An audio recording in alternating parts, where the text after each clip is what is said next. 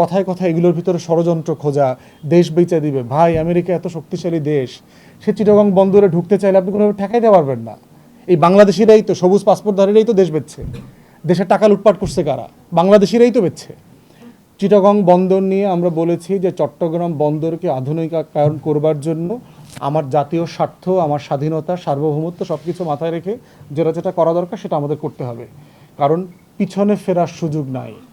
আপনি স্মার্টফোনের জমানায় কোনো দিন আর ইন্টারনেট ছাড়া বাস করবেন, এই আলোচনা আপনি আর করতে পারবেন না। পৃথিবীর পোর্ট যেখানে চলে গেছে বন্দর, আমরা যারা বিশ্বের বিভিন্ন দেশের বন্দর দেখে আসছি।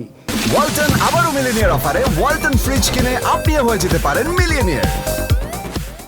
এইটা আপনি এই নদী বন্দর স্টাইলে চালাইতে পারবেন না, এটা প্র্যাকটিক্যাল না। পৃথিবী অন্য জায়গায় চলে গেছে।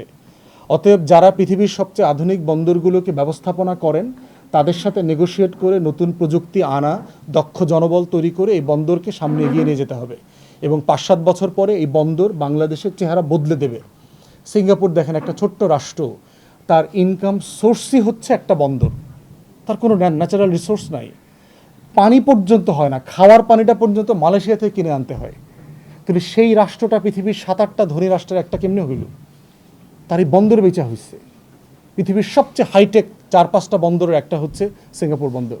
তাহলে আমরা এই দুবাই যে ডিপি ওয়ার্ল্ডের ব্যাপারে চুক্তি হচ্ছে এবং আরও কয়েকটা কোম্পানির সাথে যে আলোচনা চলছে, যেটাকে ধারণা করা হচ্ছে পতেঙ্গা বন্দর, তারপরে চট্টগ্রাম বন্দর, নিউ মোরিং টার্মিনাল যেটা আছে, কন্টেইনার টার্মিনাল, থার্ড হচ্ছে এখন একটা ইকোনমিক জোনের আলোচনা চলতেছে।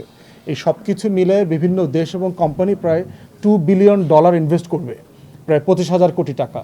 এই অপরচুনিটি আমরা মিস করতে চাই না। আর কথায় কথায় এগুলোর ভিতরে ষড়যন্ত্র খোঁজা, দেশ বেচে দিবে। ভাই, আমেরিকা এত শক্তিশালী দেশ, সে চিটাগং বন্দরে ঢুকতে চাইলে আপনি কোনোভাবে ঠেকাইতে পারবেন না। সে তার এত ইনস্ট্রুমেন্ট আছে, সে এত পাওয়ারফুল প্লেয়ার, আপনি কিচ্ছু করতে পারবেন না। আপনার বাংলাদেশ বন্দর রাইখাই বাংলাদেশিদের হাতেই সে এখানে খেলতে পারবে।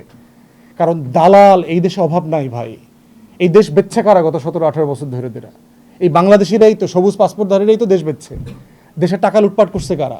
বাংলাদেশিরাই তো বেচছে। ওয়ালটন আবারও মিলিনিয়ার অফারে ওয়ালটন ফ্রিজ কিনে আপনিও হয়ে যেতে পারেন মিলিয়নিয়ার। অতএব ওইটা আপনি ঠেকাইতে পারবেন না। ওইটা যেটা করতে হবে, আমাদের নিজস্ব সিকিউরিটি সিস্টেম ডেভেলপ করতে হবে। ডেভেলপ করে আমার স্বাধীনতা, সার্বভৌমত্ব, আমার মেরিটাইম সিকিউরিটি রক্ষা করতে হবে।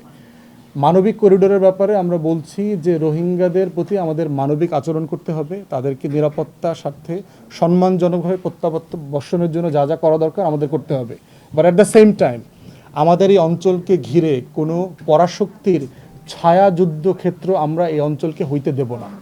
এটা হচ্ছে আমাদের বটম লাইন। আমরা রোহিঙ্গাদের প্রতি মানবিকও থাকবো, কিন্তু আমাদের এই আরাকান সীমান্ত ধরে, রাখাইন সীমান্ত ধরে এই অঞ্চলে অস্ত্র লেনদেন এবং যুদ্ধ, এই দেশের সাথে সেই দেশের, বে অফ বেঙ্গলে অমুককে ঢুকতে দিব না, এই যুদ্ধক্ষেত্র আমরা হইতে দিব না।